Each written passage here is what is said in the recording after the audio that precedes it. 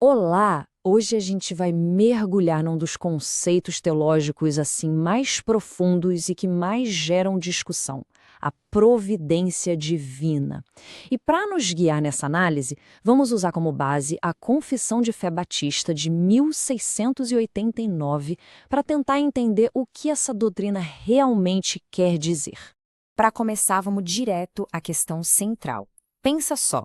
As coisas que acontecem no universo, desde um planeta girando lá longe até uma decisão do nosso dia a dia, será que tudo é fruto do acaso? Ou será que faz parte de um plano maior, de algo que foi divinamente orquestrado? É exatamente essa pergunta que a doutrina da providência tenta responder. E olha, não é uma questão simples, não. Uma das fontes que a gente consultou se refere a ela como a dificílima doutrina da providência de Deus. Então já dá para saber que o terreno é complexo. Mas a ideia aqui é percorrer esse caminho de um jeito bem claro e organizado. Ok? Então, esse aqui é o nosso roteiro. A gente começa definindo o que é providência, depois explora os 3 pilares dela, preservação, cooperação e governo, e no final a gente encara de frente o grande paradoxo que está no coração de toda essa discussão. Certo. Então, vamos lá. O que exatamente quer dizer essa expressão providência divina? A Confissão de 1689 traz uma definição bem forte. E a palavra-chave aqui, gente, é abrangência. Não estamos falando só dos grandes eventos da história. Segundo essa visão, a providência se estende a absolutamente tudo, desde as maiores até as mínimas. Agora, para a gente entender bem o que algo é, às vezes ajuda muito a entender o que não é. A providência divina, por exemplo, não é deísmo, aquela ideia de um Deus que cria o mundo, dá a corda e vai embora, sabe? Também não é panteísmo, que basicamente diz que Deus e o mundo são a mesma coisa. A doutrina defende um Deus que é separado da criação, mas que, ao mesmo tempo, está o tempo todo ativamente envolvido nela. E isso nos leva ao primeiro aspecto, a preservação. Isso vai bem além da ideia de simplesmente criar algo. O ponto aqui é fundamental. Nessa visão, o universo não se sustenta sozinho. A própria existência de tudo, a cada segundo, depende do poder de Deus para continuar existindo. É como se ele estivesse continuamente segurando a realidade, mantendo tudo de pé. Bom, isso já levanta outra questão, né? Se Deus sustenta tudo, como é que ele interage com o mundo? Isso nos leva à segunda ideia, a cooperação. Esse conceito aqui é central para entender a doutrina. Ela faz uma distinção muito clara entre a causa primária, que é sempre Deus, a origem de tudo, e as causas secundárias. As causas secundárias são as ferramentas, os processos que a gente vê no mundo. A lei da gravidade, uma planta crescendo, uma decisão que alguém toma. Então, a lógica é mais ou menos essa. Deus não ignora as leis da natureza que ele mesmo criou. Pelo contrário, ele normalmente age através delas. Por exemplo, quando chove, a causa secundária é todo aquele processo meteorológico que a gente aprende na escola. Mas para essa doutrina, a causa primária por trás de tudo é Deus governando aquele processo.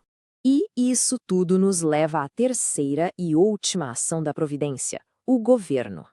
A ideia aqui é que nada, absolutamente nada, acontece sem um propósito. Cada evento, cada ação, sendo governada por Deus através dessas causas todas, está, na verdade, caminhando em direção a um objetivo final. E, segundo a doutrina, esse objetivo final é a manifestação da glória de Deus. Ok, agora a gente chega na parte que, vamos ser sinceros, mais dá um nó na cabeça de quem estuda isso. É a parte mais desafiadora e, com certeza, a mais discutida dessa doutrina. O dilema está todo aí na tela. De um lado, a doutrina afirma que Deus tem controle absoluto, que o plano dele determina tudo o que acontece. Do outro lado, ela também afirma que as nossas escolhas são reais, são genuínas e que nós somos moralmente responsáveis por elas.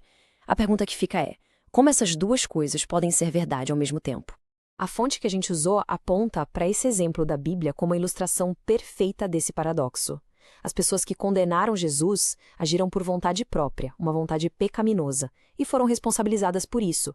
Mas, ao mesmo tempo, o texto diz que, ao fazerem isso, elas estavam, na verdade, cumprindo o que o plano de Deus já tinha determinado. E aqui está o pulo do gato. A doutrina não tenta resolver o paradoxo. Ela não oferece uma fórmula mágica. Pelo contrário, ela o apresenta como um mistério profundo, algo que a nossa mente não consegue compreender totalmente. Ela afirma as duas verdades, a soberania de Deus e a responsabilidade humana, porque, segundo a fonte, a Bíblia ensina as duas. Certo, mas no fim das contas, por que isso importa? Quais são as implicações práticas de enxergar o mundo assim? Bom, para quem acredita nisso, a doutrina traz um senso profundo de propósito e segurança. É a crença de que existe um Deus bom no controle de tudo, até do sofrimento, e que a culpa pelo mal e pelo pecado é da criatura e não do Criador. E essa citação famosa talvez seja o resumo perfeito do consolo que muitos encontram nessa doutrina.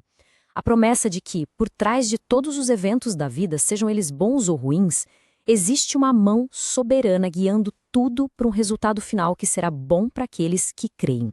E para a gente fechar, fica essa pergunta no ar.